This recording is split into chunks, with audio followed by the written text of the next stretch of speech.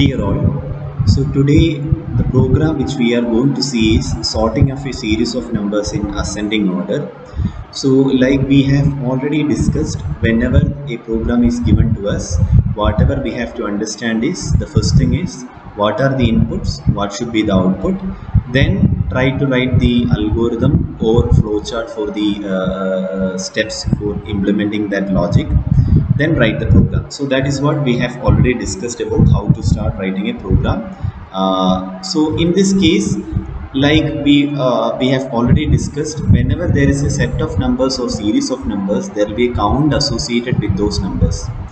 So here also it is sorting of a series of numbers. So one of the inputs will be the count. How many numbers are there in the set? The count of the number of numbers. Since there is a keypad and display corresponds to external memory in the assembly language program, in our case, we are assuming like the location 4500. We are defining the location 4500 as the location where the count of the number of numbers will be saved. So I have for the timing defined it as 4. That means 4 numbers are there. So I am storing 4 numbers in the subsequent locations starting from 4501 to 4504, which are the 4 numbers. So that is what the first part of the program, what we are doing. We will be defining the inputs and their respective locations. We will enter the inputs also there. Then what should be the output? Once the program is executed, since it is sorting in ascending order, the output should be 1, 2, 3, 4 in the same locations. So the original numbers are being replaced by the sorted numbers in ascending order. So I am going to explain to you the logic. You are supposed to write the algorithm or flowchart by yourself after listening to the logic. Okay. So I have shown you already like how to write an algorithm for 2 programs. So you can either draw the flowchart or the algorithm. So this is the logic. So we are having the numbers stored in the respective locations. There are a set of iterations being performed for implementing this program. So I will tell the logic and then we'll go into the details. So what we will do first is we'll compare the first 2 numbers. Okay. Since we have to sort in ascending order, the first number is greater than the second number, that is 4 is greater than 3. So we will swap the numbers or exchange the numbers. So 3 goes to the top and 4 comes to the bottom. Then in the next iteration, what we are going to do is we will compare the number in the second position with the next number, that is comparison of 4 and 2. So 2 is lesser than 4, so that will be swapped. So it becomes 3, 2, 4. Then we will compare this location, that is third location, with the fourth location. We will compare 4 and 1. So 1 is lesser than 4, so we will swap it. So it becomes 1, 4. So after 3 iterations corresponding to 4 numbers, we got the largest number at the bottom, that is 4 at the bottom, and the numbers currently in the respective locations are 3214. Originally it was 4321. So after 3 iterations it becomes 3214. So these 3 iterations are the inner loop. So after doing the inner loop one time, we got the largest number at the bottom. Why the inner loop was done 3 times? Because there were 3 comparisons, 3 and 4, 4 and 3, then 4 and 2, then 4 and 1. So 3 comparisons, that is why 3 inner iterations. And these why we got 3? Because the count of the number of numbers is 4. So count minus 1. So that corresponds to the number of inner iterations. There is an outer iteration also, or outer loop also. So in the second iteration, the input to our program is this number 3214, saved in the locations 4501 to 4504. So 3214 is the input. So in the second outer iteration, again the inner iteration is going to be performed 3 times. So what we will do? 3 and 2 will be compared. So 3 is greater than 2, so swap it, 2, 3. Then 3 and 1 will be compared. 3 is greater than 1, so swap it, it becomes 1, 3. Then 3 and 4 will be compared. Already 3 is lesser than 4 and it is in the same location, so no need to change it. So after performing the outer loop with 3 inner iterations again, we will get the second largest number at the second last position. So 3 has come to this, 3 is the second largest number in this set. So it has come to the second last position 4503. So it becomes 2134. Then again we'll do this 2134. We'll take 2134 as the input. We'll do the iterations thrice. So we'll do the iterations. So 2 and 1 will be compared. It will be 2 greater than 1. So it becomes 1, 2. Then 2 and 3 will be compared. So 2 is lesser than 3. So there is no change. Then 3 and 4 will be compared. There is no change. So no swapping. So we'll get 1, 2, 3, 4. So there is an outer loop of 3 times that corresponds to, that comes from count minus 1 times, and there is an inner loop for doing this comparison which is also 3 times, that also corresponds to count minus 1 times. So that is the logic. So what we are doing, we will take the first number which is saved at the first location, compare it with the next number. If the first number is lesser than the second number, swap it. Then we will take the next number followed by the comparison with the number in the next location. We will do the same comparison. If the second number is lesser than the third number, swap it. And the process is repeated for count minus 1 times. Then this loop is again repeated for count minus 1 times as an outer loop, so that we will get the sorted numbers in ascending order. So finally, after doing this iterations, we'll get the sorted numbers. Actually, the last comparison is not required. Okay? I'm not making it complicated. Those who understood the logic can think about this also. In the second iteration, we need not perform this 3 and 4 comparison, because already 3 and 4 is sorted in ascending order. In the last iteration, we need to do it only one time. That is 2 and 1 comparison alone. So in the second iteration, we have 2 comparisons, 3, 2 and 3, 1. In the last iteration, we have only 1 comparison, 2, 1. And in the first iteration, we have 3 comparisons, 4, 3, 4, 2 and 4, 1. So the inner loop actually becomes 1 lesser in each loop. But it's okay for the time being. We can, in simple terms, we can think like the inner loop is also count minus 1 times and the outer loop is also count minus 1 times. So that is how we can do the sorting in ascending order. This is the logic. You are supposed to think about the flowchart and the algorithm. During the lab session, I will show you how to write the program. But before that, the algorithm or the logic should be clear to you. Then only you will be able to code. Thank you everyone. Bye. Okay, so now let me write the program for sorting. So we'll start with the first instruction. We are pointing to the location where our count is being saved. So this is where the count is saved. So move X, we get it in A. So we got the count in A. Since we are using A for other different uses, so we are loading the count in R0. So count is in R0 now, register 0, right? So count minus 1 times the inner loop has to be iterated. So decrement R0. So count R0 will be count minus 1 times. That is the number of times we have to do the comparison. Now what? Increment dptr. So it goes to 4501 where it is the location of the first number. So we will take movex a comma dptr. So first number in A. So we want to take the second number also, right? We have to compare with the first number with the second number. So we are moving that to R1. So number 1 is in R1. Then we'll increment dptr. We will take the second number, movex a comma at dptr. So number 2 will be in A. Now the instruction which we have to use is CJNE. So let's see the instruction. So in the case of CJNE, when we are seeing that instruction, let me take the instruction first. So CJNE. So CJNE a comma R is not there. So CJNE a comma direct is there. So that is the same as A minus that value. So instead of R1, we have to use a location, say direct location, RAM address, maybe say 55. So number 1 is in 55.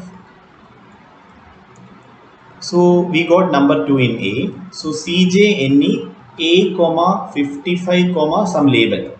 So what exactly it is doing? it compares A and 55, and if it is not equal, it goes to a label. So we will give the label as check numbers. So here is check numbers. So there what are we doing in this program? We are sorting in ascending order. So if number 2 is less than number 1, so we have to swap. That means if it is 4 and 3, that means first number as per our program. If first number is, if we are having 4, 3, 2, 1 as our number, and we are comparing 4 and 3, this 4 is in 55 and 3 is in A. So we have to perform swapping. So this 2 has to be swapped. So when CJNE A comma 55, when it does, it is actually the same as subtraction. So A minus 55. So that is the same. The only thing is the value of A and 55 won't be changed. So now will there be a carry? Yes. 3 minus 4. So there is a carry. So if it was 3 and 4, like here, if it was 3 and if it was 4, no swapping. And 4 minus 3, there is no carry. So if there is no carry, no swapping. So otherwise what we have to do, we have to swap between the two numbers. So what we will do, so already DPTR is pointing to the second location. So there we have to put, go back to the previous location. So decrement DPTR, move x at DPTR comma A. So here what we will do, so here what we'll do, the current number, second number is there in A, we'll put that in the first location. So move x at dptr comma A. So second number, that is 3. If it was 4 and 3, 3 is put in the previous location. So number 2 goes to number 1's location. Then what we'll do, increment dptr. So we have to put number 1 back, right? Number 1 is where? Number 1 is there in 55. So move A comma 55. Here move x at dptr comma A. So so what exactly is happening? If there is no carry, no swapping. So no swapping comes here. If there is a carry, that means 3, 4 and 3. So we have to put 3 in where? The previous location, and 4 in the next location. So what we will do? We will decrement the DPTR. We will put A, the second number, 3 in the first location, numbers location. We will increment DPTR. We will load 55. 55 is having what? 55 is having the first number. So we will take the first number. We will load that with A and we will move to that location. Then what we have to do, we have to decrement the count, djnz r0 comma continue. Continue is where we have to take the next number.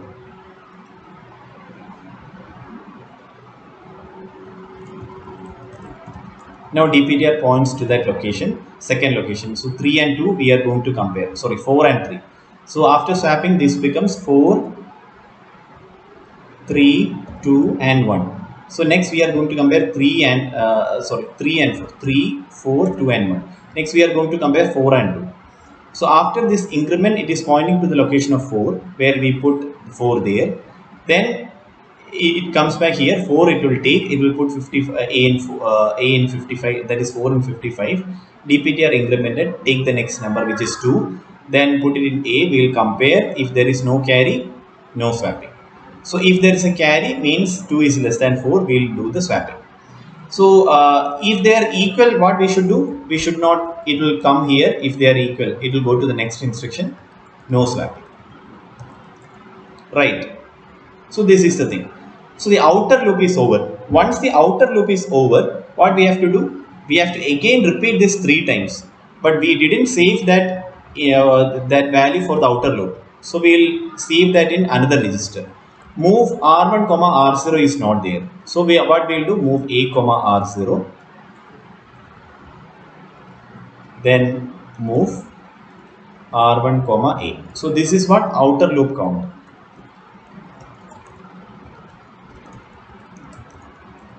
And this R0 is what? Inner loop count.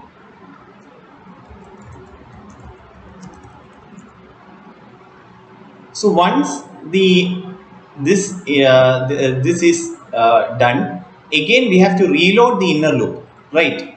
So so we have to actually djnz r1 to start. So again we have to do right from the start. So start means what? We have to reload dptr with. So before this we have to again reload dptr with move dptr comma hash 4501h. So dptr again loaded to 4501h. It will come back where to start. Where should we start? Start is again this point. So start is the same as continue. But there is a problem here. Once after this no swapping, after this instruction, R0 has become 0, then only it will come down. So R0 has to reload, right? Again 3 times the inner loop has to be continued. But we don't have that value of 3 somewhere. So what we'll do, move R1 comma A, we'll save in one more register for which is not being used for any purpose. So count backup. So R2 will be the count backup. And once this loop is over, what we'll do, move a comma r2, move r0 comma a. So again inner loop reloaded. Then it will again go to the start, take the number, load it, and this process repeat 3 times. And the final thing is here sjump to here. But there's a problem here. If you see the instruction set of 8051, there is no instruction as such like decrement dptr. So I wrote when I was writing through that flow, but decrement dptr is not there. If you see the instruction set, increment dptr is there, but not decrement. So increment dptr is there. Decrement, it is not mentioned decrement dptr. In our lab kit, decrement dpl it takes. DPL means what? The lower byte of DPTR. So when DPTR is 4500, the lower byte is 00 and the higher byte is 45. So actually that 45 remains the same when we are taking the backward numbers. So when we are taking 45, comparing 4501 and 4502, DPL is 4502 and here DPL is 4501. So DPL only needs to be changed. So decrement DPL is there in the lab, but in the case of write, this decrement DPL was not being taken. So you have to understand the logic. There are different ways to overcome a problem. Okay. So one way to overcome this problem is look at the physical address of the each of these registers. Although we are calling it by registers, those corresponds to memory. So each of these registers has a associated address with that. So when I googled it, I found out that the corresponding physical address of DPL is 82H. So instead of decrement DPL, you can give decrement 82H. It is the same as decrement DPL, which was taken, which was a valid instruction in write. So it was working. So you can put it like decrement 82H, and 83H corresponds to the physical address of DPH, but we need not decrement DPH. That is why I am not using that. So this is the program for sorting. Thank you. Bye.